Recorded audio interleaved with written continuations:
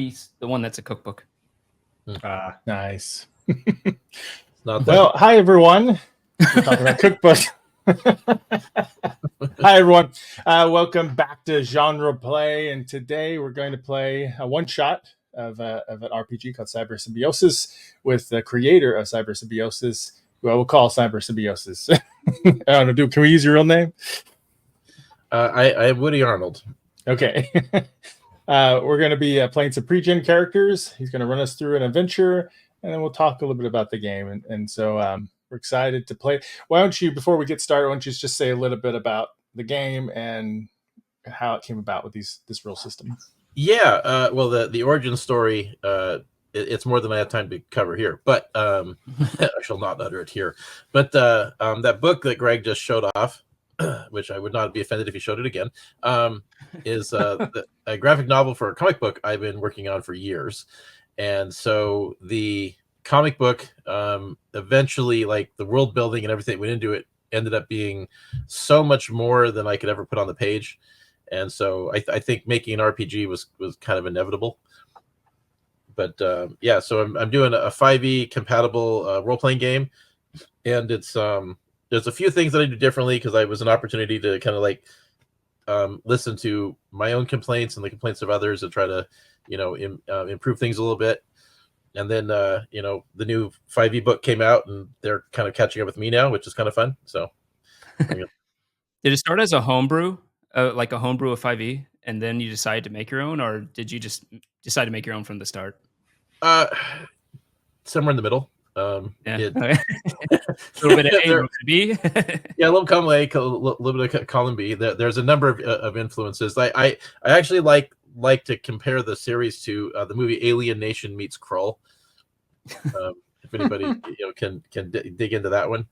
Yep. Yeah.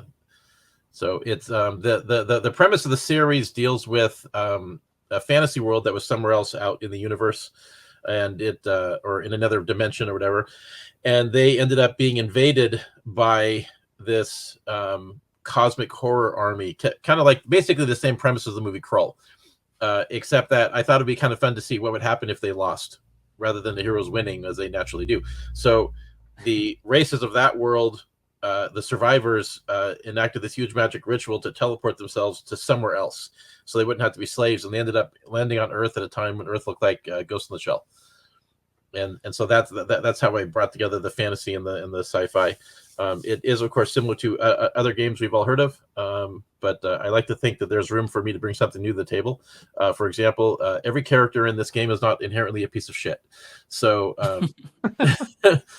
So there's room, I think, for the heroic archetype. You don't know. We haven't introduced our characters yet. Well, that is true. But the game doesn't set you up to be a douche by default, and because like you look at cyberpunk, like all this fiction, like you look at RoboCop, Ghost in the Shell, Cowboy Bebop, we're following the stories of the heroic characters, for the most part, and every RPG table is full of people that inherently want to be the hero. So it seems kind of counterintuitive to create a game where you're actually an asshole, and it's a punchline to be a good guy. So, and so yeah, that's true about the genre in general. Yeah. So that's why I said it didn't come off as cyberpunk exactly. If cyberpunk has to be dystopian, but I get it has dystopian things to it. So. Yeah, well, I wanted to just make something that like it has a setting, but it's also flexible. Like if you want to be the cops, you want to be military special forces, you want to do a superhero game, it can cover that ground. Yep. Awesome. All right. Well, let's get started, huh? Okay. So all right. So this particular adventure, I'm weirdly framed, man. Here we go. Okay, so this particular adventure takes place in Las Vegas.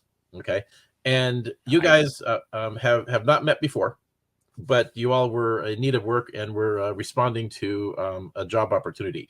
There would be like a particular broker who helps to find talent, and you guys were all on the list and got the job. And so what the deal is there's a young lady, 19 years old, named Anna, who needs bodyguards. And so all of you have been hired. Yeah, perfect, Greg. And yeah, all of you have been hired to basically do a simple 12-hour job, where from basically midnight till noon, your job is to keep an eye on this person and keep her safe. And you are going to be paid 5,000 credits for the night, which in today's money is about $500. When I was designing this thing, I thought inflation was funny, and then it wasn't, but I wasn't going to stop. So it became real. Yeah, it did become real. That Yeah, was my theory when I saw every price listed in thousands of credits. I thought, Yes. oh, it's the future. He probably went with inflation. And then I thought, for ease, he could just delete so many zeros in this book. Yeah, but the thing is that like it's so okay. So like this game right here, right? I've showed this to Greg before. It's one of my favorites, Heroes Unlimited. Okay, they haven't updated the price since 1985. So like the price lists don't, like they don't mean anything after a while. So I figured it'd be easier just to go with something that's more unique to its own setting. Makes sense. Yeah. We'll just say it's yen. Yeah, well, that's essentially what I've done. So, anyways, so you guys will have some time to meet each other and get to know each other before the mission starts. But the basic job is this: Anna has her own bodyguard who is with her all the time, and he is going to be escorting her. You guys are there to basically run interference on everything else. Okay, they have an armored limousine. They're going to be arriving in, and you guys also get a sports car, which is like some Ferrari thing that only holds 2 people. That's the chase car, just in case something goes down. So 2 of you are in the chase car, 2 of you are in with them with the limousine. You're going to go to a nightclub, and has something she's doing at the nightclub. Your job is simply just to keep them safe, and any other details that you need to know will happen as the adventure unfolds. And so, as long as the client survives and you guys, make it till noon the next day, everybody gets paid. Nice. Okay. And they are not expecting trouble, but clearly there is a need for 4 extra bodies. So why don't you guys go ahead and introduce yourselves to each other? Nice. Who's first? I can start. Yes. My name's Rockthar Vex. I'm a pretty big guy, if I do say so myself. I'm a full-size... Oh, I'm looking at the wrong fucking character sheet. Oh, there we go. I'm a full-size city orc. A bit of a soldier, a bit of a mercenary. It depends what I'm doing at any given time. I'm pretty good with guns. I got the scars that the ladies like. Well, the orc ladies anyway. The other ones seem to cringe, but that's fine.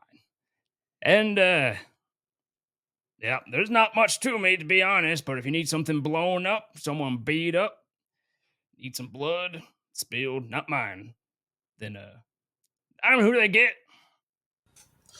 Greg, are you going to do the face layers this time? The what? Oh, I don't have that anymore. Oh, no. Yeah, I was like, wait a minute. Now, so why do I see your real face? That's so weird. I could maybe make it green. I don't know. Yeah. All right. Anyways, who's next? Jazz, go. Well, I'm Jose Corvio. I'm gonna be your driver tonight. If there's something on wheels or it floats near the ground, I'm your man. All right. You're the law enforcer class. Yep. All right. All right. Well, Ex-cop had a gambling problem. Yeah, don't we all? Yeah. Yes. Well, how about Dwayne Swivel? The Dwayne Swivel is a man who's still finding his voice, and present in a lot of online slam poetry settings. That's the critique he most often gets. He is a dwarf. He has a beard that is unkempt and massive. He seems to spend a lot of time behind a computer screen where that doesn't matter, or in the cyberspace where that also doesn't matter, but he's here physically. Yes, Woody? Yes. Cool. Yeah. Figured, just making sure. Yeah. No, everybody has to be here physically. That's how you get paid. That's what I thought. He needs money, so he's out of his chair, despite his character description being man in the chair. Yeah. And he is hoping that there's no trouble. Oh, I can't wait to see what his avatar looks like online. So fun fact, when I was figuring out like the different class archetypes for a hacker, there's obviously like the the equipment based character, the cyberspace character, right? Yours is the one that's based on Tron. Oh, where they always had a little an AI dude doing the work for them. That was the inspiration for what you're playing. Perfect. Yes, because Tron is awesome, the original one. All right, Marks, you remain silent long enough. Let's see if this works or not. Oi. That's what I did. That's all he says. No. The name's Lou Stone. You can call me Lucky Lou. I'm nice to look at and lucky too. Are you gonna rhyme everything? Oh my god. That would be amazing if you could. Now he's gonna try. be like that movie Water where they managed to sing everything. I burned the sigh so nobody die. That's not happening. It's not happening. Yeah. So he's just a well-dressed guy. I don't know if I did British or Australian. Actually, he's both. He's got a parent from each one. That's what. I'll do that. You have a flexible accent.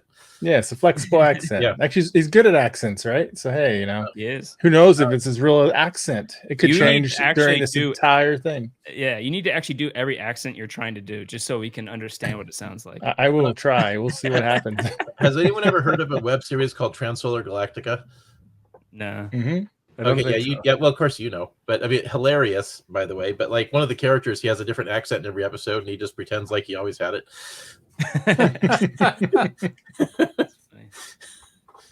And it's like, what are you talking about? I've always been British, So, anyways, okay. So, the next question: who's driving the sports car? That's got to be me. Okay, I really do have the piloting skill for that. Who is riding in the sports car? Oh, I think I should be riding with them. I can shoot things if I need to out from the car. I think it's very important that I'm also in the sports car. Okay. You want to be in the There's trunk? no room for two people. I'll be in the limousine with the pretty lady. Well, see, he's got his AI avatar. That could be in the sports car with you. Oh, the AI avatar doesn't need to be in cyberspace. Well, sort of. Okay, so on the Las Vegas Strip, they've got it set up so that pretty much the entire strip exists both in cyberspace and real space at the same time. Excellent. Okay. So there are large sections of the city where you can walk around, and if you've got, say, cyberspace glasses on or cybernetic eyes, you can literally interact with people in cyberspace like they were ghosts. And cool. So in a case like that, your avatar can literally just walk around and do stuff. So you can be in both places. Yeah. And there's one other thing, by the way. I don't know if you caught on to this, but like with wait, I have the wrong sheet up. So with your avatar, you can actually it has the ability to store cyberspace programs. Yes. And so you do need to establish which ones it has. Okay. Only one, unless I give it some of mine, right? Correct. Yeah, you can reallocate your slots. I actually so in this game I actually use a spell point system instead of spell slots, because spell slots are words I shall not utter here. But I did think though that it did make sense for a hacker to have slots. Like that actually, made sense. It just doesn't make sense for wizards. It's like RAM. Yeah, exactly. So anyways, yeah, so if you wanted to allocate any abilities to it, that has to be decided in advance. I will mark that down now. Okay. So, just so you know, I just saw my psychic flash ability. I rolled under 20%. I rolled a 6%. So okay. I gained an extra luck point. Oh, I did actually have a question. Do we all start with 3 luck? Or yes, you are going to start with 3. So that 20% kicks in if you had spent any luck points. So Yeah, that we're already ability, at max. yeah, that ability was put there in case this character gets played over multiple sessions.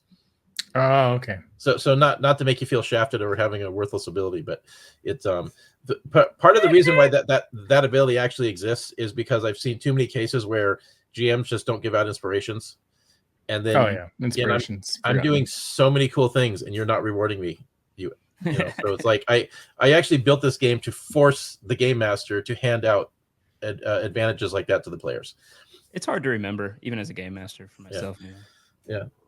Actually, Greg, you may be pleased to find out that the luck point system I inspired was directly I instituted was directly inspired by playing with you. Oh, yeah, because I really liked how you handled that. I don't remember using it. Well, no, I did something. I didn't do the same thing you did, but I wanted to do something similar. Oh. So the entire impetus of it was playing in your games, and it was like, I like this. We're doing it. Oh, okay. Yeah.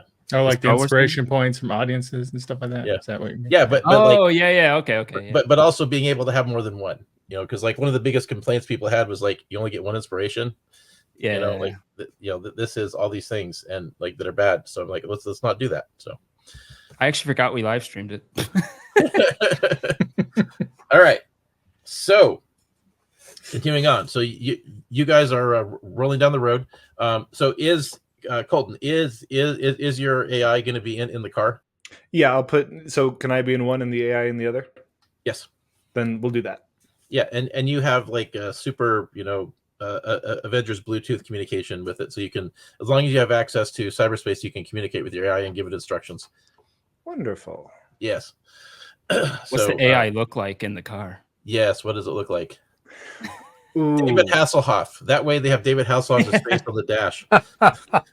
It's David Hasselhoff from Kung Fury. Yes. I'm too young to know what to picture when you say that. Really? Really? I know the name, but not what. Baywatch. He's from Baywatch. I don't know what else he played in. He was too young to watch Baywatch. Oh, that's right, Knight Rider. Yeah. That's what the whole Kung Fury thing was based on. Yeah. I can picture the big hunk general concept, but we'll run with the David Hasselhoff since that seems to be a hitter. Look up the Kung Fury music video, True Survivor. Oh God, that was so good. Oh yes. I'll throw up the tab. All right. In that music video was so good. Yes. Okay. So you guys are rolling down the strip and you're moving into the neighborhood of the nightclub, and it's very crowded. You have to get slow because people are crossing the street inappropriately. I'm assuming that it's just as bad in Las Vegas as it was in Seattle and before COVID. and then you guys pull up in front of one of the parking garages, and everybody gets out, and the valets take the cars, and they move them into the parking garage. And ahead of you guys is the club. Now there is a line of people waiting to get in, with obviously the girls getting preferential treatment. You guys have access to a side door where the VIPs get to come in. So before we do that, there is one matter that needs to be addressed, is that you guys are all armed. They do not allow weapons in the club. So if you guys want to try to sneak your weapons in, you can. But if not, you would have to leave them in the car. What? Yes. Type of role is sneaking things? Well, so this would be like the first opportunity for hacking, right? So what it would essentially be is use of your security skill. So the trick would be to spoof the weapon detector at the door into thinking that it didn't detect guns or knives or whatever you guys are packing. I'm definitely doing that. Yeah, like in the case of Marx's character, it probably doesn't matter because he is a walking weapon. But I'm the weapon. I am the weapon. Yeah, yeah, I am the weapon. Yes, but yeah. So it would essentially come down to your hacker character trying to break into the system or come up with some other clever tactic. How good are you at your security? Is Dwayne at his security? Dwayne's pretty good at security. You should be good at security and based computers. on how I think I should say that at level 2. I think how's Hasselhoff? The same. Yeah. Well, actually, because I could get because better. if this is important enough, I can get 1d4 plus 1 is my skill, but I can have advantage on it. Well, Hasselhoff is actually slightly better at security checks than you are, actually. Yep, I just saw that. Yeah. But if he's better than having advantage on my plus. So we're gonna walk through the weapon detector, essentially real world, while Hasselhoff is in the is in cyberspace. Nevertheless, could Hasselhoff, I guess that's my AI's name, hack into it to benefit us in real space? Yes. So what he would do is he would essentially try to break into the system and be in there and hacking it for you. So what you essentially have is that you have an AI minion, and so you're giving your minion commands as with your minor action, which I use in place. I call that set of bonus actions. But you use because I have a major action, minor action. So you would give him orders, and he just does things for you. So it's like being able to do 3 things around potentially. I love that. Yes. I will let the party know that if anyone wants to not leave their stuff in the car, to let me know when to do the hack, essentially. And Oi, me here. Okay, so do you guys make it right here? Oh, you're right next to me. Wait just a moment. My wife just got home, and I have to not be a rude husband. Okay. Yeah. So talk amongst yourselves. I'll be just right back. Actually, could need to be right back as well. If you guys are good for a break. I can still hear if you want to say anything. Okay. It's raining and I have a window open, so I'm going to take this opportunity to go close it. All right. So, Marks. Hey, how's it going? I'm back. Yes, my wife is the one that gets me good deals at the bookstore. So, and somehow she got stuff on spooky season. I drink see that container. Yeah, so I was gonna be gone for like 15 seconds, and somehow somebody thought it was break time. Okay, so I know Greg can hear. He said he can hear. Right. It's just the problem is one of the guys that ditched out is here we go. He's central to the action. Here we go. Okay, so you are going to make a security check. Now, are you going to go through first and just test his abilities? I'll go in last. I am. Well, I'm not very good with weapons. No. Well, I mean, like you're theoretically just as good as anyone else, right? Because there's still a proficiency bonus. Oh, but like you're obviously going to be way better at hacking. So I will go in last, but I'll give my revolver to Rukthar to kind of slide back in his belt and then maybe get from him once we're inside the club. Right. Oh, right. So that way you only have to succeed with one person, right? Yeah. I love it. Okay, cool. Now you also have an ability where you have cyber points where you can. I have that in my back pocket if I need to boost this. Yeah, so those can also be used on this as well. So I take his revolver and I put it in my pants next to my crotch and close the jacket. Yes, Greg's back. Okay, well, I guess on this line, are you carrying all the guns? Yeah, you make a good point. The SMG would be pretty hard to get through. Not just that. Other people have guns as well. Oh, I see what you're saying. Everyone's gun. You know, it's funny. You guys are the only group so far that's thought to have one person carry all the weapons, and then that way they only have to make one skill check. I guess, yeah. Who else has a gun they want me to hold? I mean, I technically have a revolver. I don't know. I really need it unless we fight a I've got a gun which suffers penalties when you're trying to conceal it. So I think I should not bring that one.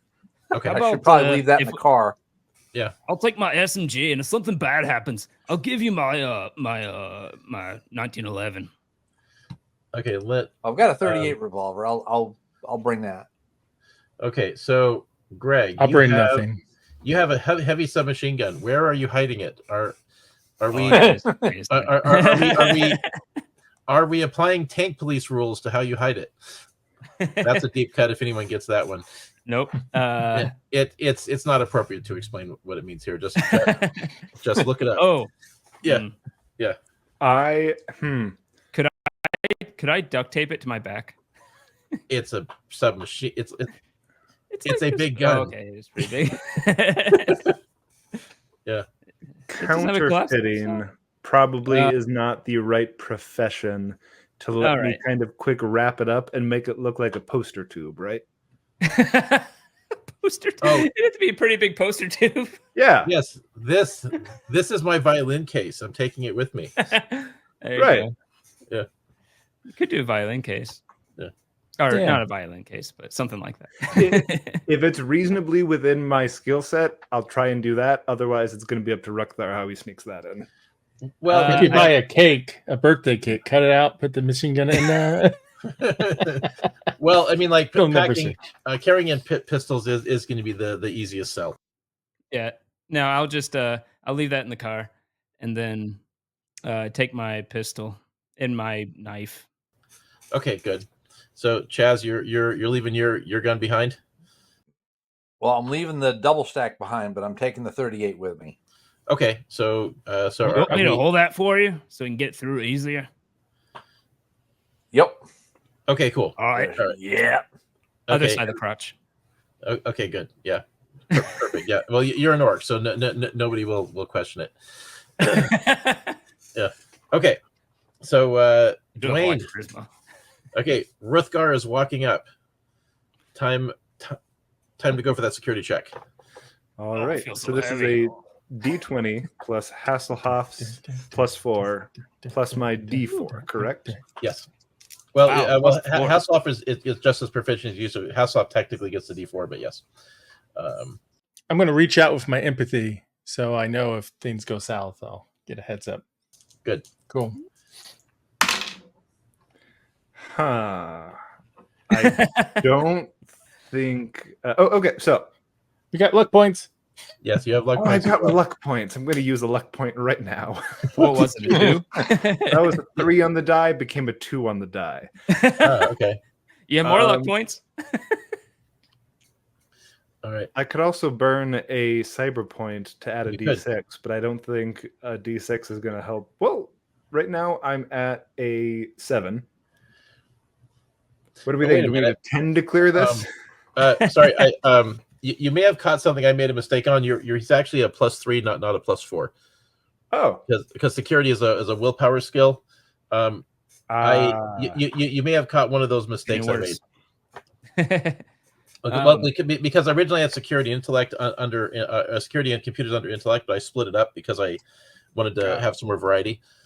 No, you are completely correct. I, for some reason, thought my own intellect was a +2, but nay, it's a +3. It is correct on my character sheet. That was my error. Can I use another luck point again? You can use as many luck points as you want. Well, as many as you have. Yeah, well, yeah, exactly. As many as you have. You just only have 3. Cool. I'm not going to fail the group immediately, so let's use another luck point. He's not used to being outside of his desk. Yeah, that's exactly it. Cool. And you have a +3, which is why you're a little bit better than You me. rolled over 3. That is a no, 21. Okay, Oh, wow. all right. So, Greg, there is this moment where you see multiple quantum possibilities. Suddenly, 2 flash in front of your eyes where you failed, but you chose the one where you succeeded, and you move through. Obviously, that one. I mean, come on. And nothing goes off, so they wave you past. Now we just have to go to the bathroom. and then the rest of you guys, of course, pass through without in any difficulty. And so when you move past the bouncers at the door, you end up inside of a nightclub where the music's bumping. You feel it in your brain. It's so loud and uncomfortable. But this is a 3-story club.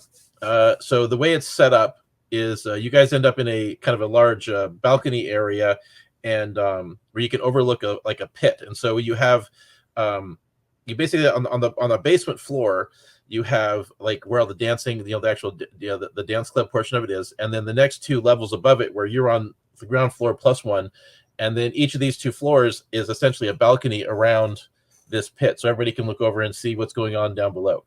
and So one they have pit floor, 2 balconies. Yep. And so you guys are coming on the ground floor. There's one floor above you, which has that balcony around the whole edge, and it's set up like a restaurant. So the restaurant is servicing these 2 floors, and then the actual bar is down on the basement floor. And so you guys with the bodyguard kind of is taking the lead with Anna and directing you guys to a couple of you move ahead, a couple of behind, and you guys are heading downstairs to where she's going to have her meeting. Does the bodyguard look nervous at all? No, he looks quite confident. He's dressed Okay. in a suit, like a dark blue with a tie, but he's got his eyes on everything. He's keeping an eye out, and he's directing you guys to just keep your eyes out. Just be aware. And what's being explained to you guys through cybercoms is that they are going, as you guys are heading down the stairs, they have reserved the pool room, as in billiards. And so that room has been set aside for a special meeting, and the entire room is going to be scrambled. So it becomes a cyberspace void, so they have absolute privacy. And so one of you guys is going to be in the room, guarding the door on the inside, and one of you will be on the outside. And that's the only way there's going to be any communication, because you can communicate through the door, but you won't be able to get access to cyberspace. And you guys can decide who's handling which role. And the person guarding the door, you guys can take turns so that it's not boring. But the other 2 who are not guarding the door will just be kind of keeping their eye on the club and mingling and just making sure that there are no surprises. Well, before we do anything, I got to get these guns to other people. Yes. If you guys can actually, okay, but in that case, yeah, you guys can take a we have to go to the bathroom. Step to the restroom, yes, and distribute weapons. Yes, that is Step behind they'll do that. a shrubby tree and take my revolver and put it in my beard. Okay. All right. First, I'll take a number 1, and then I take a number 2 with the second person. We all just go into the stall and shut it, and some person's hearing is going, "Yeah, this is great. Thanks. Oh, yeah, I pulled that out." well, I mean, isn't that what women do? They'll go to the bathroom together. So why? It's yeah, I put in my face.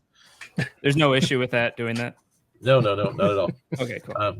Okay, so when you guys get down there to the billiards room, you find that there is another group waiting for you. What floor? On the basement floor, where the dancing is. Mm-hmm. And so, oh shoot, I just realized I could have had a diagram for you guys. I did not have a diagram. I'm sorry about that, but it's fine. We'll wing it. We're used to theater of mind. Yes. So essentially, as you come down the stairs, there's like a far wall. You see where the bar is, and then there's like some doors on either side of the bar that go into the back, where they have like kitchen spaces and storage. And then on the right is where the billiards room is, and on the far left of the dance hall is the restrooms, and then everything in the middle is the DJ, and the dance floor.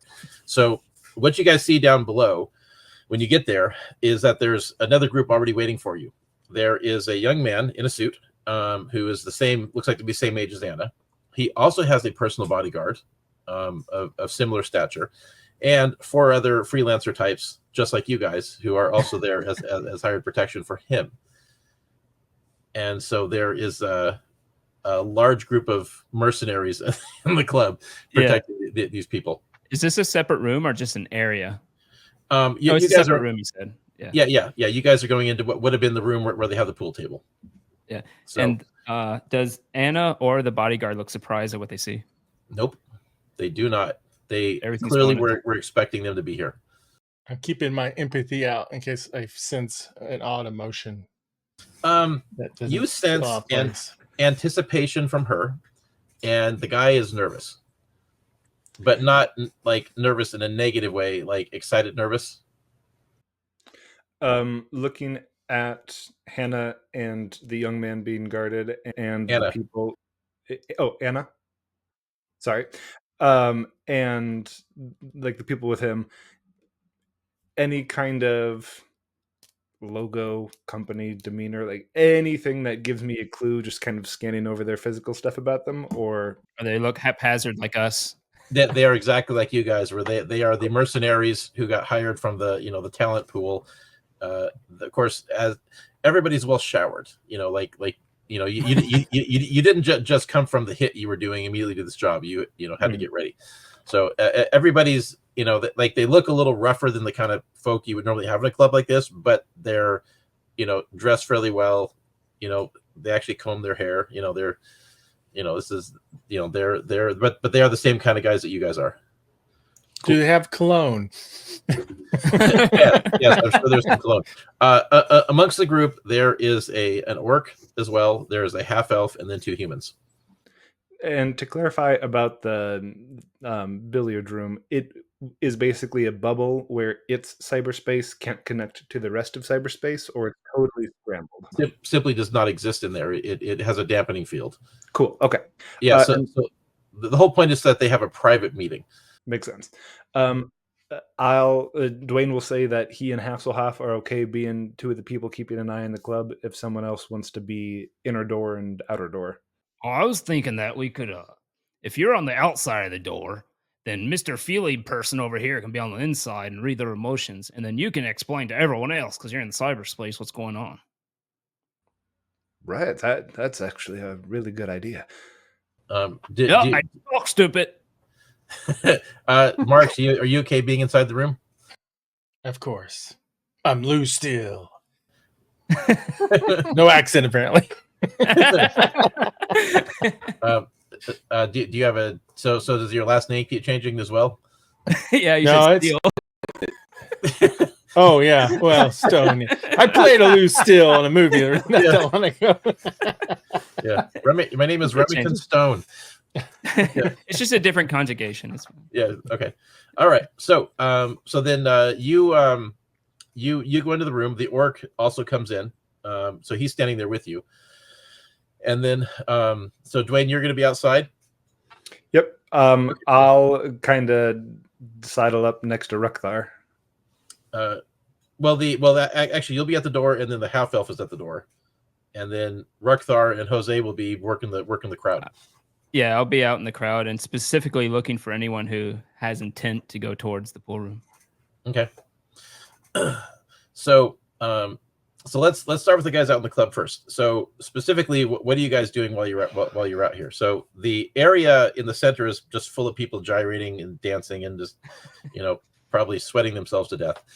And then you guys should fit in, start dancing.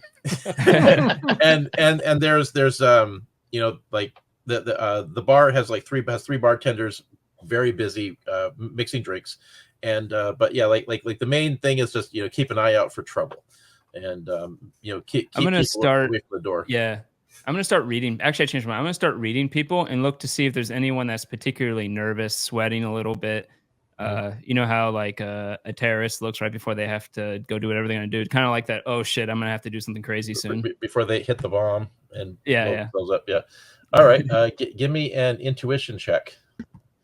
Oh right, I get 2d4 on that because of background. And where's my other 4? There it is. I should have these ready.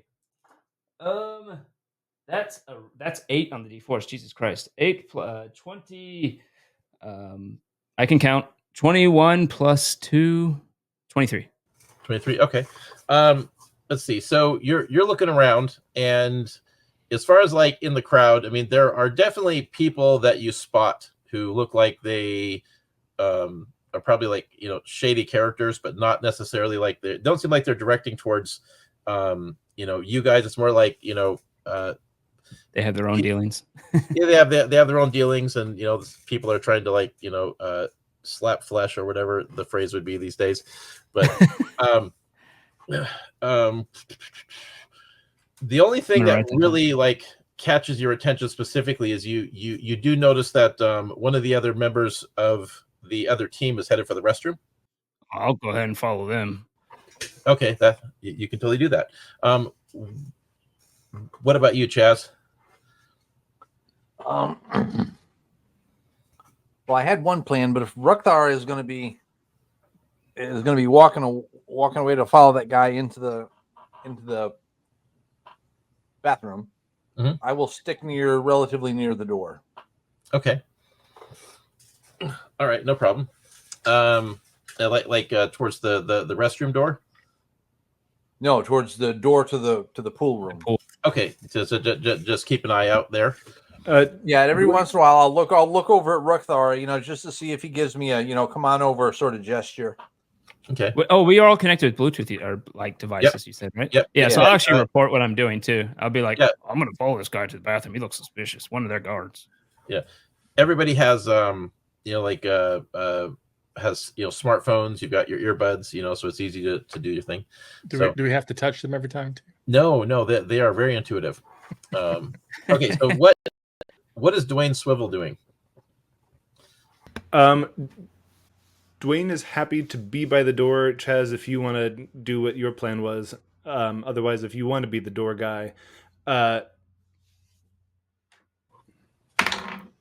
Dwayne, Chaz, do you have an opinion? I just want to know what you're. I think I'm probably better with weapons than you are. I think you'd be probably easily overwhelmed by somebody attempting to break in. So unless our orc gets back, I will hang by the door. Excellent. Nominally, I am looking around, making sure people are safe, making sure that nothing suspicious is going on, and will maybe even make a check for that if the GM says so. But I also will find someone who seems like they like poetry and end up trying to talk to them. Oh no, he's a Vogon. Well, the only person, the only person is rap poetry, because maybe the music. Yeah. Well, let's make sure they don't try to kill virtual themselves. AI slam poetry, completely improvised. Okay, so the only person for you to talk to where you're at was going to be the half elf who's next to you. So Cool. if you wanted to engage with that guy, you absolutely can. I am going to engage with that guy in a conversation about slam poetry. He looks at you and he's probably reacting to you the same way I do to my coworker who makes the exact same who wants to do the same thing. So funnily enough, this is me role playing my major flaw. All right, let me double check which one you have. It just says strange social quirk. Oh, right. Oh, okay. I was hoping to say love slam poetry. I mean, Yeah, right. I was like, that? What a flaw. You have a strange behavior that other people could and will find annoying. All right. my. He says, I think my mom would be into that. I never really was into poetry myself. Ask if she's a MILF. Oh, that's the elf responding. Yeah, the half elf. Yeah. Did she have a favorite? The art scene's really kind of blown up in the last decade or so. Well, she's old world, and all of the great poets of her age died in the war. Ah, right. I've confession. I've really gotten into the whole human poetry scene. Dwarven poetry, I mean, it's a slog. It's an hour for the quick ones. So the humans much more succinct. Have you heard of haikus? I have, but doesn't this distract from our job? No one's going in the door.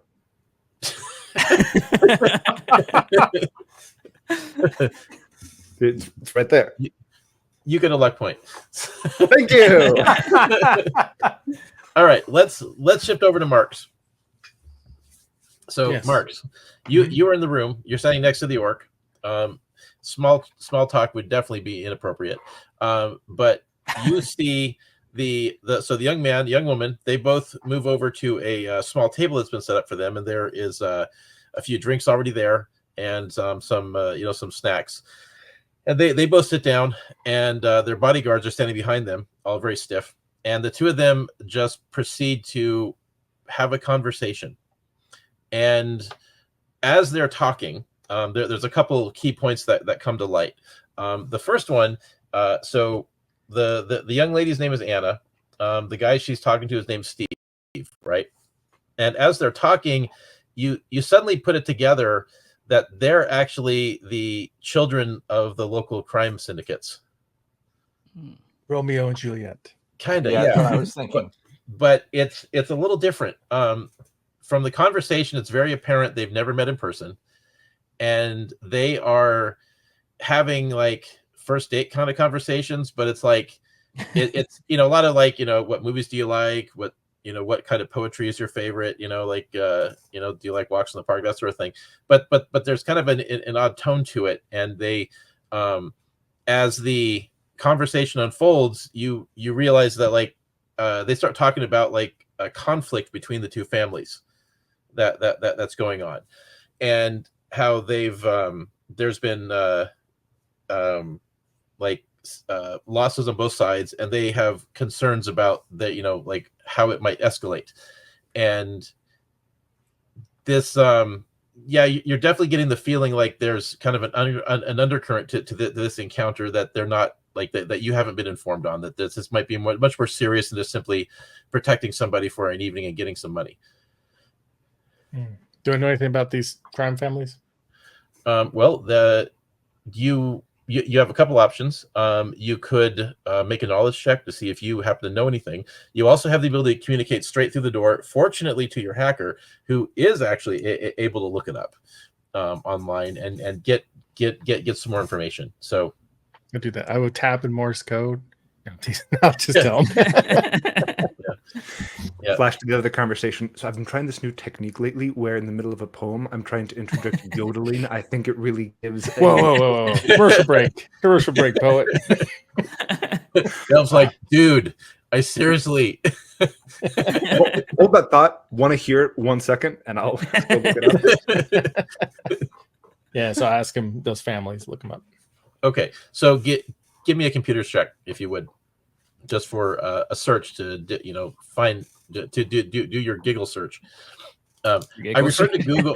I referred to Google as giggle, and then my proofreader thought I had I made a typo and tried to correct me back to Google. That is a 16. Okay, good enough. So what you managed to track down is that Anna, doing a facial recognition search, her last name is Anna Goodchild, and the guy so you... The guy is Steve Badchild. No, Steve Mangold. I guess you probably don't need to have him try to relay any pictures. Basically, yeah. So it's a Steve Mangold, and both of those families are very powerful crime families in the city, and both of them control major casino networks, right? And what's apparently there is friction between them over control of territory. They had, until just a couple of years ago, they had been in pretty much even cooperation and had divided up the city, and bought and sold politicians, controlled police chiefs, that sort of thing. But in the last year or so, there have been greater and greater friction between the two of them, and there is rumor that there may actually be a full-blown mob war about to break out. There's the little sound of an email sending, and I'll send that to Hasselhoff with the instruction to tell everybody else, so that Elfman doesn't hear me talking about it right next to him. Oh, no. Of course, yeah. Did I give you cybernetics implants? Hold on, let me check that. I don't believe so. Okay, you guys can text. Cool. Oh, okay. Yeah, I make the AI do it. ChatGPT, write this email. Yeah. You don't need cybernetics. So you have cyberspace glasses. Okay, so you have like glasses that project your heads-up display, so you could actually like type stuff out and do stuff, and nobody would actually see what you're doing. Yeah, for like I do all of the research in front of the guy, don't let him see it, but then for communicating it to the party, I just do it in a way that he won't hear any of it. Fair enough. So yeah, so you guys are being sent and updated this information, and populating to your heads-up display, and a strange smooth 80s voice sent you guys the information. That's Dwayne. That sounds amazing. I could listen to that voice all day. Wow, I bet he'd be really popular in Germany. That's right, he is for some reason. So, all right. So as far as you and your psychic powers are concerned, though, Marks, is there anything you want to do with that? Am I feeling anything of my empathy in this room? Let's see. What's your? Oh yeah, your telepathy. Yeah, you have contact telepathy. Yeah. So empathy. Yeah. If you want to roll an empathy check, you can totally do that. Try to get a feel for it. Is that like an intuition check, or is that a psychic check, or? So you have yes. So you have the intuition skill, and you can just roll that with 2d4.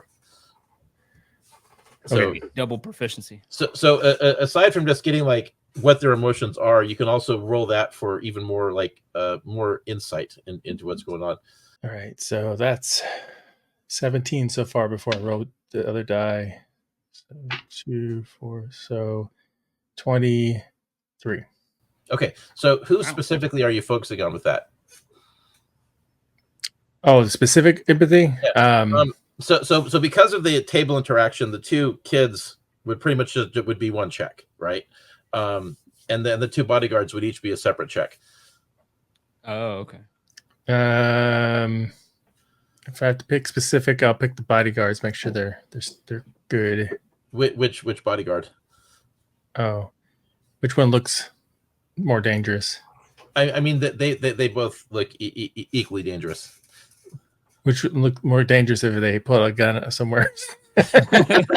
Okay, give me a perception. Which one looks higher level?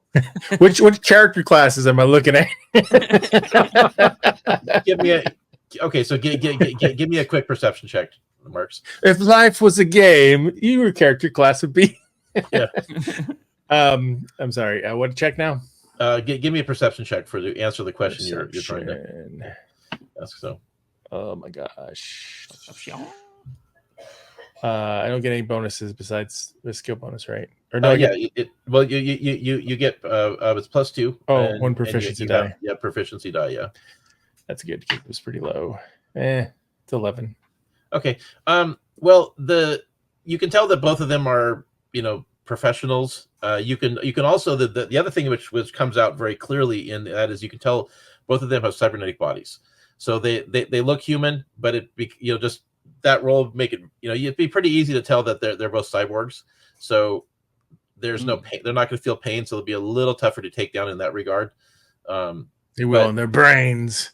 Yeah, exactly. Yeah. You have to put a bullet in the brain. I mean, like cyborgs are harder to kill. They can be killed, obviously, but their life support systems keep them alive when other people might be killed. So, but beyond that, they just seem very, very intent on what's going on here. Okay, so nefarious emotions. Which one are you focusing on? That's where your empathy skills coming in. So you're trying to determine who to focus on. So you're either looking at the two kids or one of the bodyguards. Guy's bodyguard. Yeah, the guys. Well, I mean, they're both the guy's bodyguards, right? Yeah. Well, she has her guard. He has his guard. Oh, she has her own guard. Okay, yeah, that's right. I forgot one. Yeah, okay. 2 bodyguards, and then the two kids. Yeah, the guy's bodyguard. Okay, so you're detecting the emotional state that you're getting out of him with that role. You are intuiting that there's like a brotherly relationship between the two of them, and so he is. Oh wait, hold on. I'm sorry, I flipped it. Okay, so that.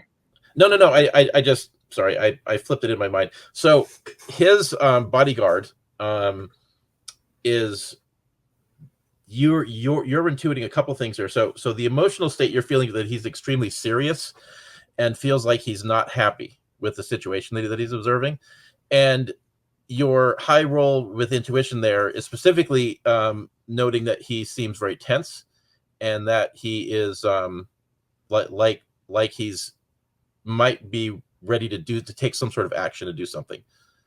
Oh, like something's about to happen.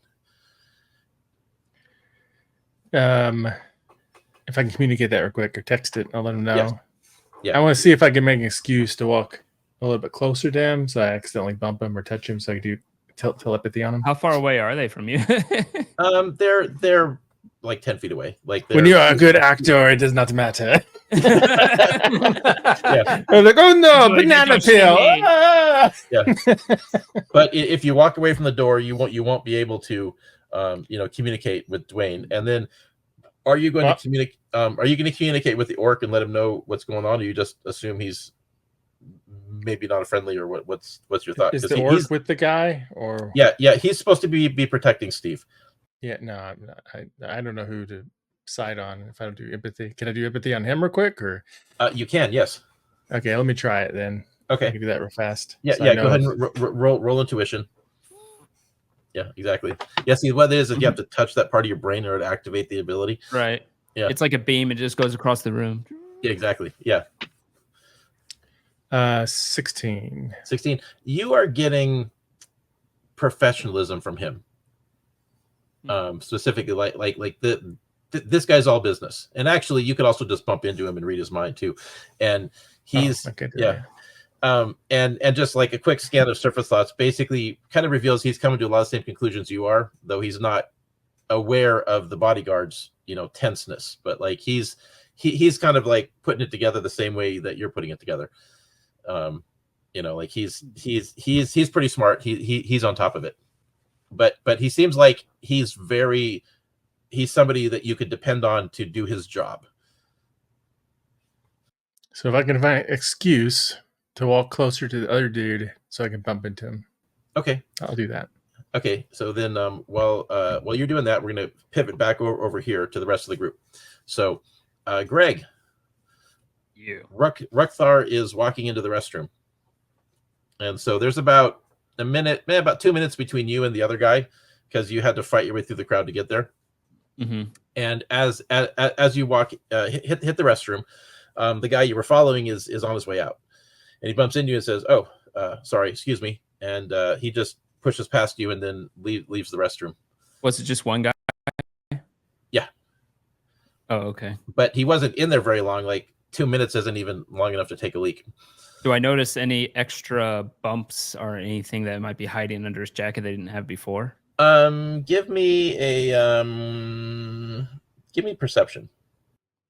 Perception. I'm pretty good at that, I think. Yes, I am.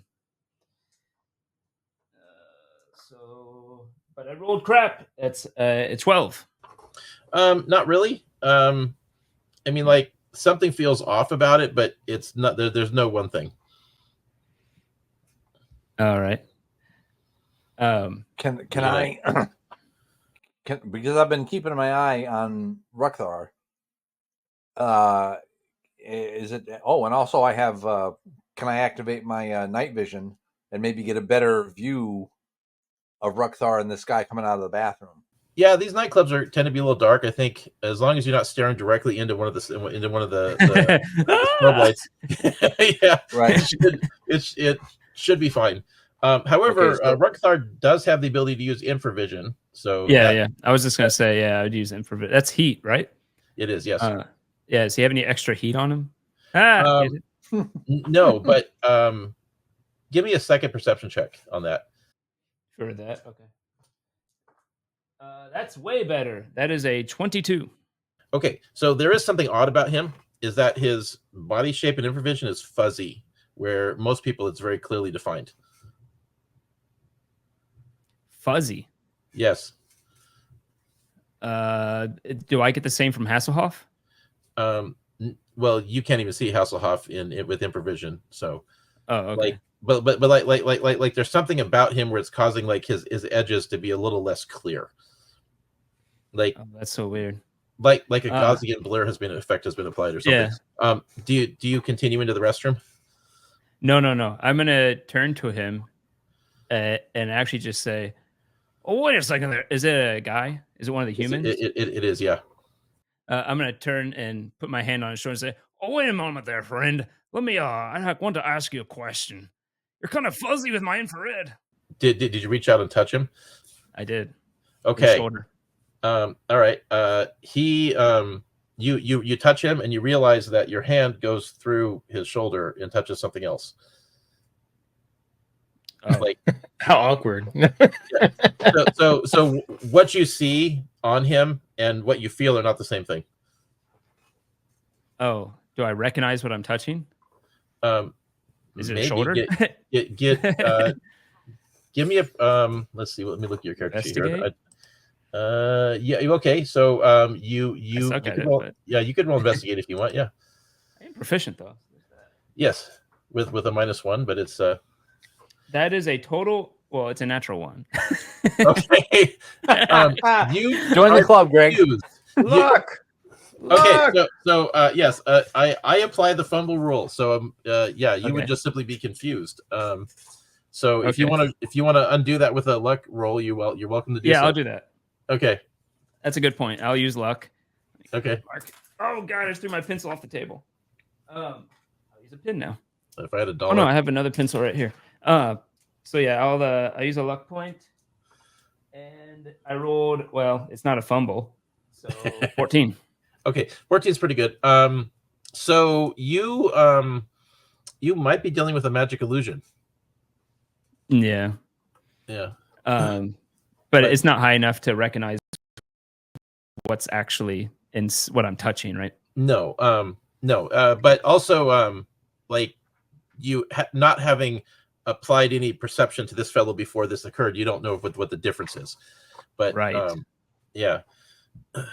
Do I turn on my infravision to like use it? Is it like it's goes on off? Okay. It's one or the other.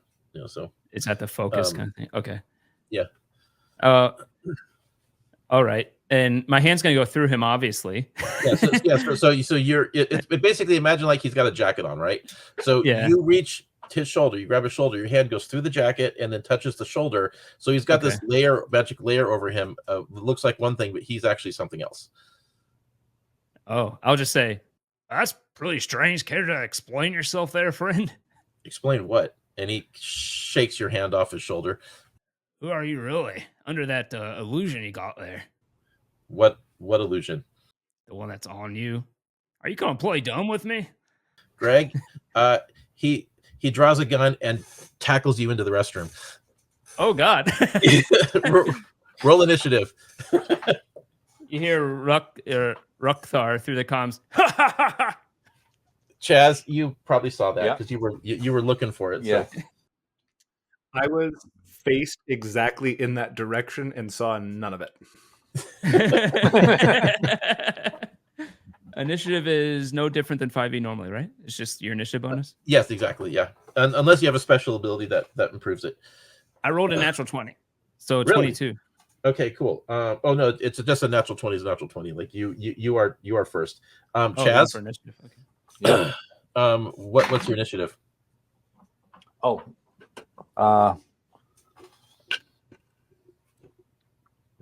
Also natural 20. 12. 12. Okay. Oh, roll off with the thug. Oh, rollsies. Yeah.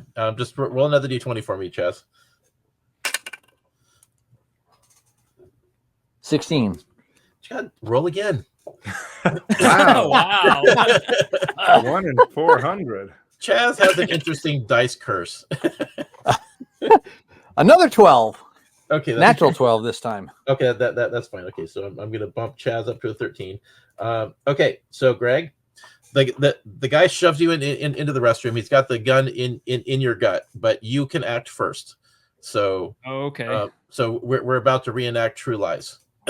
Do I notice that the gun is suppressed at all, or is it just look like normal gun? He does have a silencer on it, but it's like an integrated silencer into the gun, making it a little more high end. Oh, okay. Yeah. And the gun I have is obviously not that, right? Correct. So you would be pulling that gun if only if you intend to, cause a scene. Yeah. I guess I will try to. How does this grappling work? Is it just a physical training type thing? Yeah. It's based on physical training, which would use that instead of athletics. But I mean, like I'm a little bit more, I guess, practical when it comes to grappling. Like grappling is like in D&D just makes somebody stop. In your case, that's right. That could be a preload too. Throw you into something, or pick people up, and like it could be a little bit more useful of ability here. Yeah. I want to basically turn him around so he's not facing me if I can.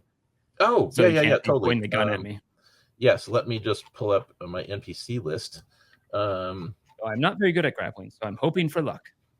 Oh, you should be reasonably strong. All right. What'd you get? Oh wait, I forgot. Because I'm an orc, I actually get something for every strength check, don't I? You get opportunity. Opportunity. Okay. Yeah, because so you're going to be if you're proficient in physical training, that bumps you to a D6. I am not. So okay, so that means you treat it as proficient. Yeah. I got that was almost a 20 and rolled off. Anyway, that was 11 plus 1, 12. 12. Okay, so you do not successfully turn him around, but he also does not resist you either. So yeah. All right, Chaz, you're up. What does it mean he doesn't resist me? It means that he lets you get your hands on him because he's more concerned with putting some bullets in your gut than whether or not he's struggling. Yeah. Okay. Now, does my night vision reveal what this person is really? No, it does not. Okay. I'm just gonna head over there. Okay. I'm assuming this is like 30 or 40 feet away at least. You were keeping your eye on them. Like I think you could reach the restroom in one movement. I don't believe that would be a problem. If you want to just barge in the door and try to interfere with this, you can. Oh, so they're inside. Yeah. Okay. Yeah. I'll go right on in. Yep. Okay. Give me a strength check, Chaz. I don't think he's doing a number 3. Oh, who does number 2 work for? Yeah. And I failed that one. That's a 4. Okay. Oh. Do you want to apply a luck die to that? Yeah, I suppose I'll have to burn. Burn. Oh, that's better. 19 Really? plus 1, an unclean 20. So Greg, the door gets shoved open, knocks the thug in the back, knocking both of you forward, and kind of like doesn't break the grapple, but it definitely changes the dynamics of what happens. And then you guys get shoved forward. The guy with the gun goes to shoot you, but takes a penalty because of what Chaz did. And what is your defense stat? 14. 14. I don't know. He opens fire with the gun and misses, and the bullet just goes wide and just misses you. All right, Greg, you're up. What are you doing? Oh, you're serious, aren't you? Well, you do serious, I'll do serious. Pull out the boot knife and stabbity doo dah, stabbity day. All right, that will break your grapple, but go ahead and give me a strike roll, please. That is a strength roll, you said? Or strike roll? No, just strike roll. Oh, okay. I didn't start out playing D&D, so. See, you don't say attack roll, you say strike roll. No, I'm going to stick with what I'm used to. 14 though. 14. Okay, yeah, one more opportunity to be different. Yeah, that's going to hit with damage. Different's good. And then a whopping 5 damage. 5 damage. All right. Yeah, you stab the guy, Chaz. What are you doing? Oh, can I say also while I'm doing this, be like, he's got illusion on him. Yes, Okay. you do. You can. Okay. Communication is a free action. Chaz? Okay, so I'm going to pull my 38. I'm going to put it I'm going to put it right in his back, but just a little below center because he's just in case he's shorter than what I'm thinking. Yeah. Yeah. And tell him this ends. I'm sorry, wrong, but this ends now. It ends for you. He does not stop, and he is going to. But he's committed. Okay. So yeah. Well, he is committed actually. Okay, so he is going to put the gun behind him and try to shoot you in the leg, Chaz. That will be without proficiency though. So let's see. Does an 11 hit? No. Okay, but it comes Unlucky. close. Yeah.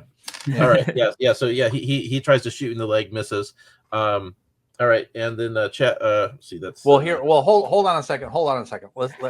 My defense is 14 with my vest on. I'm assuming my vest doesn't cover my legs, but wouldn't a normal individual have at least like a 12 defense naked? What's your agility stat? 7. So there's +3. Then you should be fine. Yeah. Yeah, you'll be completely fine. Greg, you do anything else? You're up next. Unless okay. Chaz wants to respond by doing something, since you kind of like will treat it like a held action. If you want to respond and beat the guy or something. Well, if he's going to do that kind of nonsense, I'll just open fire. Okay. Oh, it's gonna be loud. Over by the elf. Well, he's already. Well, remember, he has a Wow. suppressor on his. Like, Yeah. what did his gun sound like? Was it just like a type thing? It was so the way I do it is it's basically loud enough that like the wall, it's loud, but the wall will muffle it, and you're also in a nightclub that's loud. So there is a chance that if Chaz shoots that gun, nobody will hear it. Okay. Talking to the elf, Dwayne goes, "Why would they put gunfire in the music? That seems like a very irresponsible move by the people. This is a crowded club." Clearly, you need to listen to more rap music. Apparently, Okay, well, in that case, then can I change and can I pistol whip him then? But if orcs did it, which sounds awful. Yeah. I'm sorry. What was that, Chaz? Oh, sorry. Can I change and pistol whip him instead? Absolutely. Okay. So Ooh, I treat could that do like so we'll treat like an unarmed attack and it'll do a D4 damage. Nat 20, nat 20, nat 20. Oh, boy. Well, we'll just Oh, say boy. he goes down. You cave his skull in, and then roll me 2d4. Let's see if you killed him. With overflow. He would Do you have do to overflow for bad guys? It depends. It depends let's see. how much I care about the bad 3 guy. and 2. That's 5. Okay. Should I so, apply all my other bonuses? yes, strength. if you have a damage bonus, please apply. Well, unarmed, it's 1d4 plus 1. So that would that be a third d4? No. I was treating it like pistol whipping. Be okay. like your. So so then the total would be 6. Okay, good. So he takes 11 damage. Okay, so he is on the ground, KO'd. You're not sure if he's alive or dead at this point. He's bleeding out from Greg stabbing him. Is the illusion still there? It is still there, yeah. And you guys are just studying this guy. It's like, Jesus Christ, what the fuck just happened? We are going to cut back to Chaz. I'm sorry, I said Chaz. Marks. Let's cut back to Marks. They look the So same.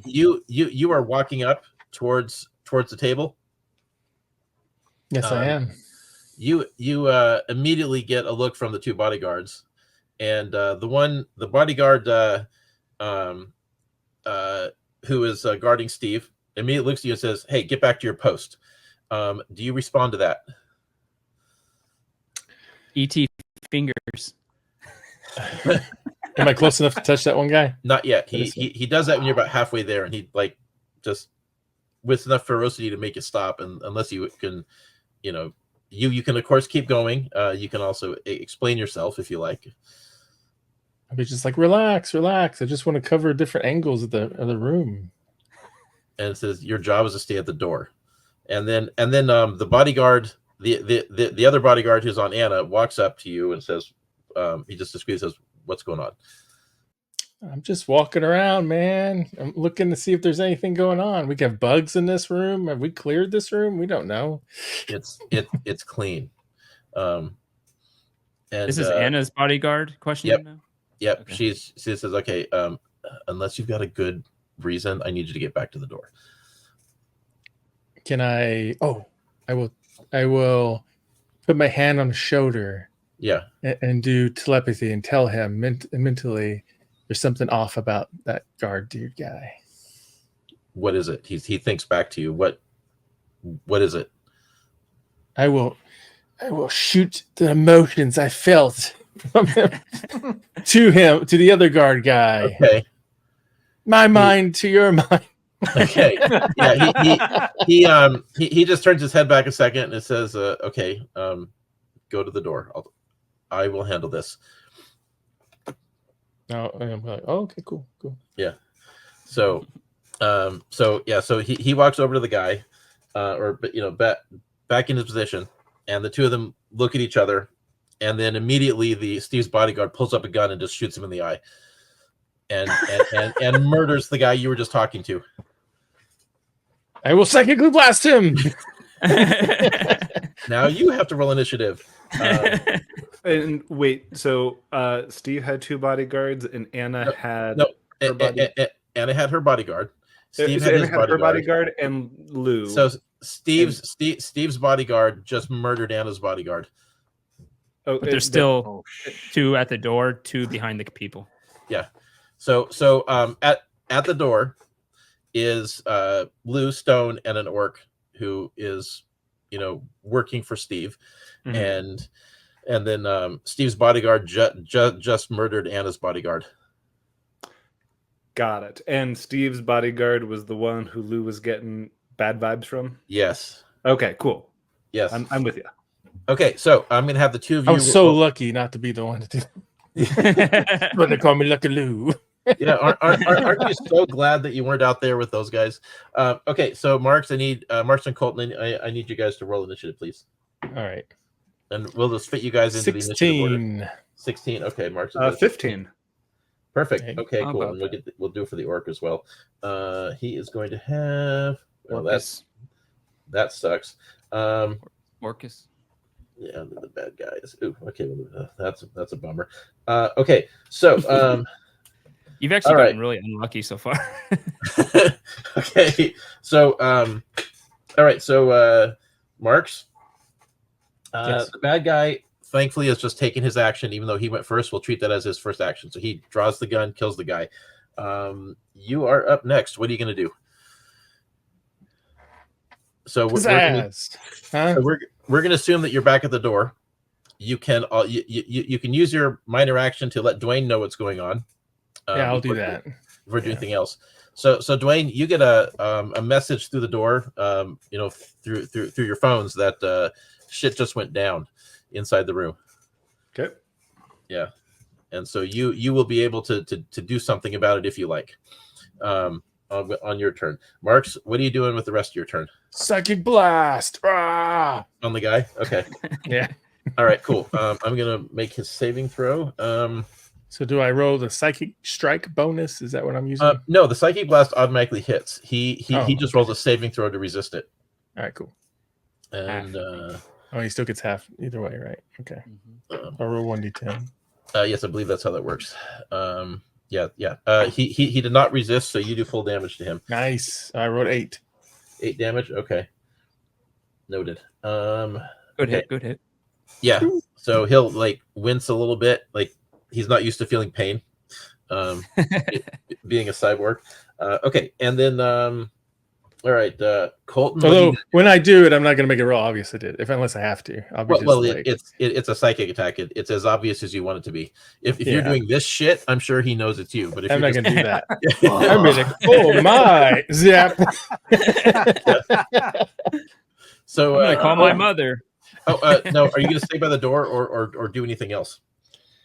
I will take cover, I guess. I don't have my gun doing it, but I'll take cover. Well, okay. Yeah. Well, there's only 2 points of cover. The only cover is actually behind the pool table, which it would look really bad if you ran away from the people you're trying to protect. And so it's strategy, Yeah. And actually, so Steve is immediately diving over Anna and trying to cover her with his body. Yeah, being surprisingly chivalrous. So you have a movement. What are you going to do with it?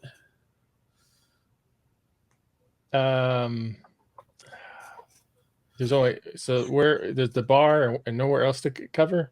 The only thing in the room is the table that they were using and the pool table, which is off to the side, which they had been shoved up, near the wall to make room for this. I could run up and use the dead guy's body.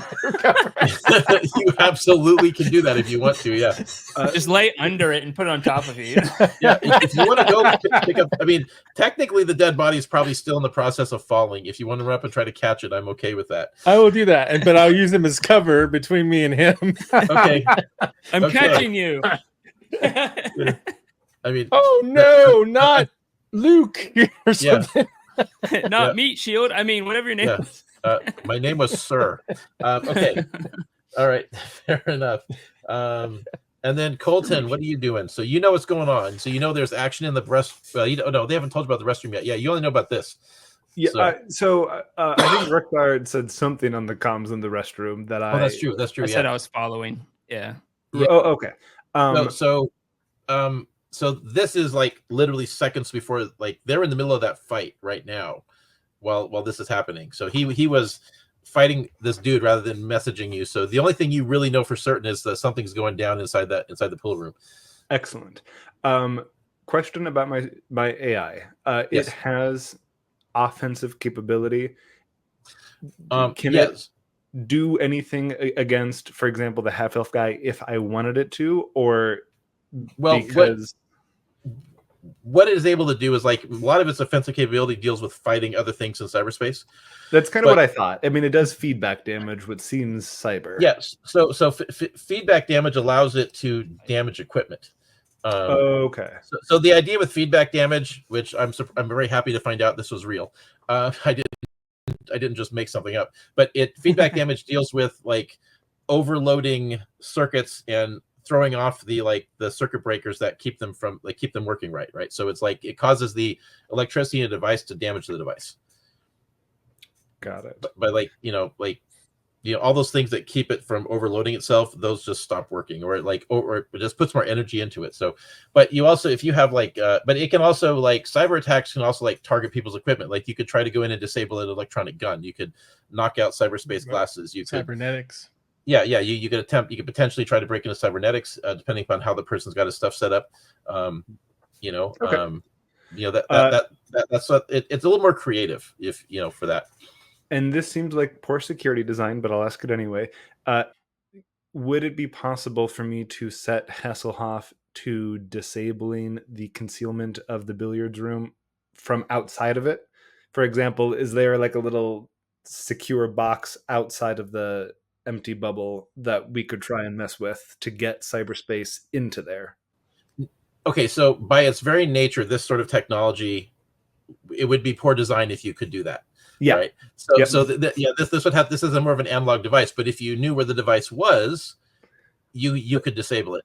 It would be more like I would need to go into the dead zone Physically room, disable it, see the right. box, and shoot it. Okay. I mean, it's an interesting point. Like Hasselhoff might be able to find the device, but you'd have to be the one to disable it, which could be shoot it.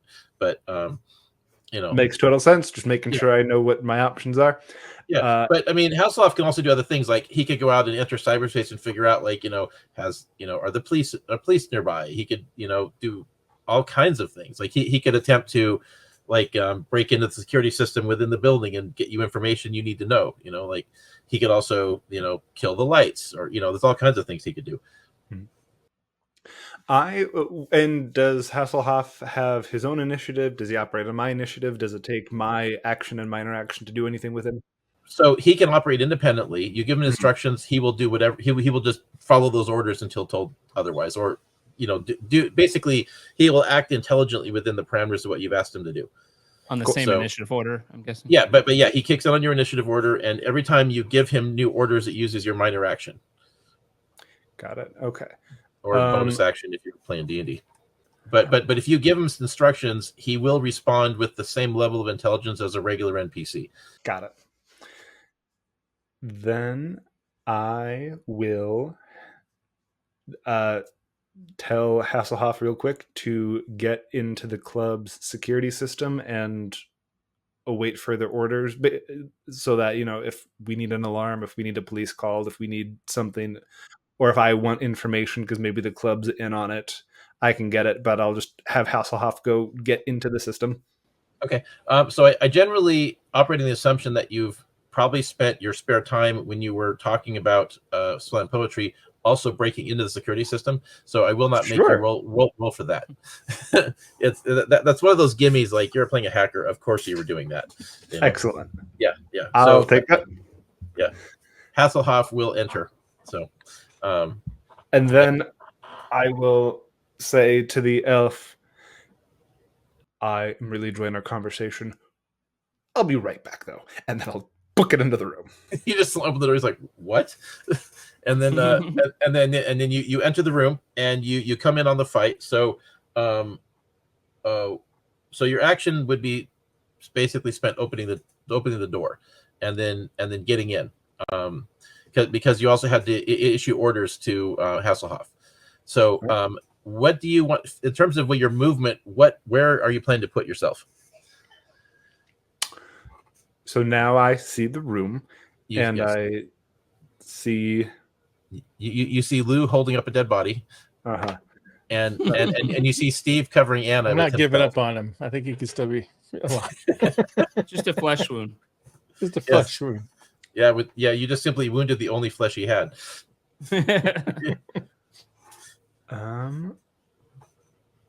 I will use whatever movement I'm actually going to use the billiard table as cover if I can move that far. I'm going to move. You can move the billiard table. I don't think it would be enough for you to go behind.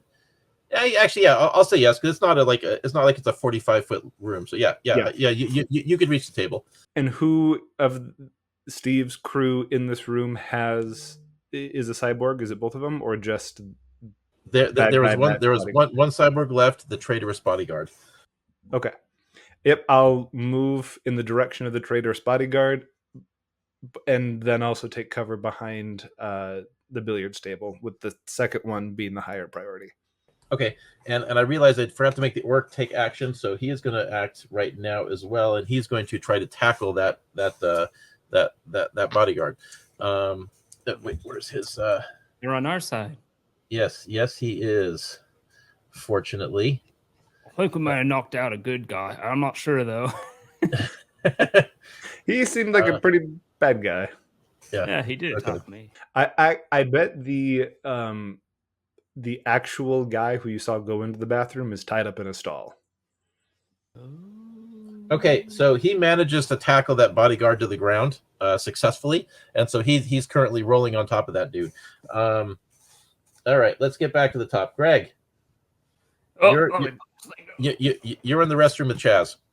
Well, might as well use the restroom, I guess. Can I do one other thing? What is it?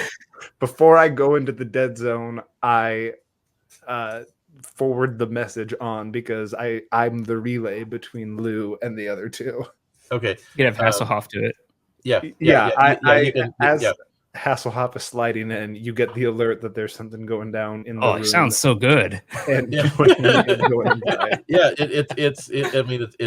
like honey. Is it weird to be turned on by an avatar? I'm just thinking of it. Probably not. Not with VTubers. Okay, Greg, if you just want to scan the room a little bit, you can also give me a perception check. Yeah, I'll do a quick scan. I do get that. I get that. I get +2. So that is a 14. 14. You happen to notice that there's a pair of legs sitting in the stall as if they're sitting on a toilet, but like they're more slack, not like somebody who's actually using the toilet, but like somebody who's maybe shoved into a stall. Oh, hell. Is he moving or no? Not even moving. Well, there's no movement initially. Okay. But we're talking about like a quick glance. So you see like you have a second of information. So oh, hell. I'll go and open the door real quick to the stall. You shove the door open, it's the same dude. Yeah. That you just beat up, except he's taken a couple shots to the chest. Oh, he's done. Okay, not tied up. He can still be alive. Give him CPR. I'm going to, I guess, use my my major action to probably just run towards the other room, I guess. And can I grab the guy's gun on the way? The one.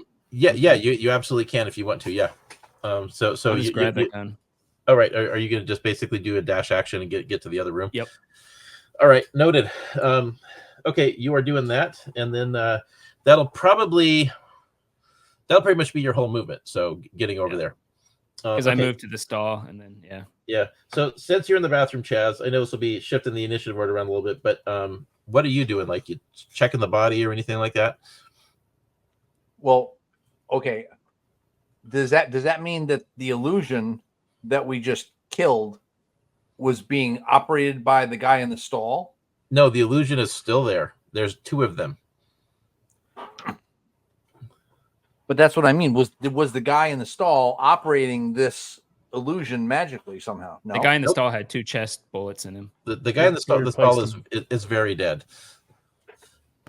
The guy in the okay. stall had his identity. I mean, stolen did you by take a his pulse? assassin. I mean, So Okay, so what I'm gonna do is I'm gonna cuff the guy who's bleeding out on the floor, and then I'm gonna take his gun.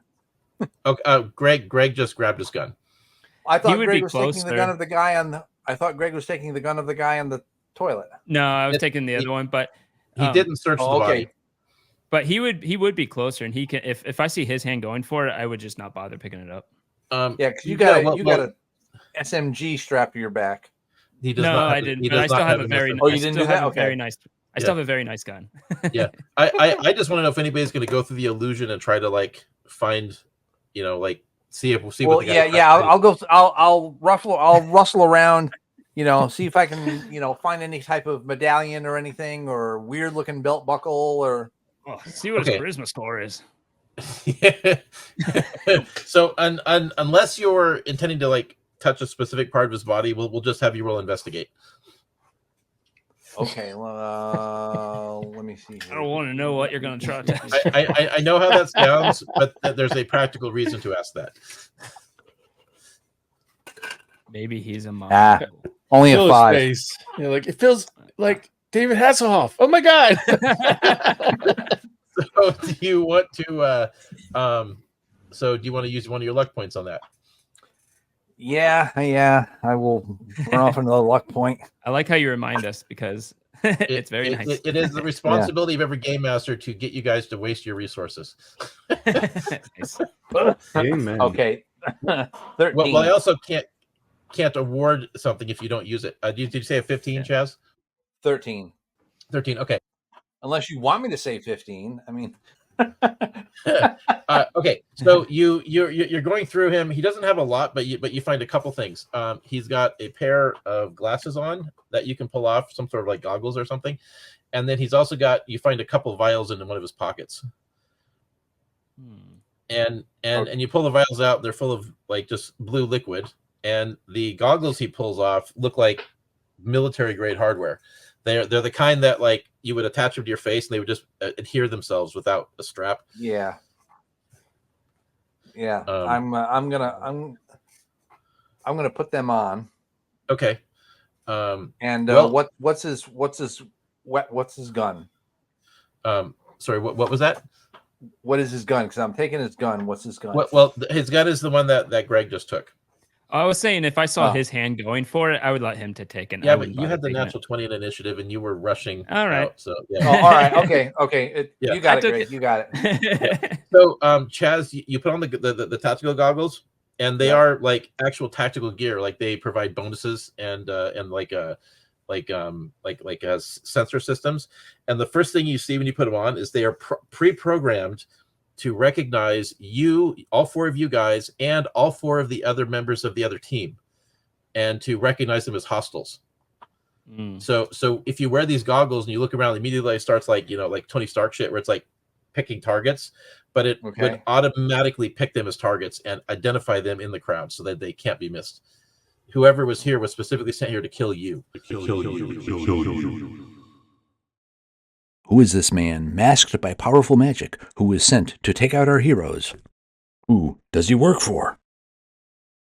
Did David Hasselhoff somehow travel to the 24th century? And is he behind all this? Find out the answers to these and other burning questions on the next episode of Cyber Symbiosis. No Time to Cry. When the dice roll high, we touch the sky. But when they crash, it's a belly laugh. Genre play, lighting the way. Our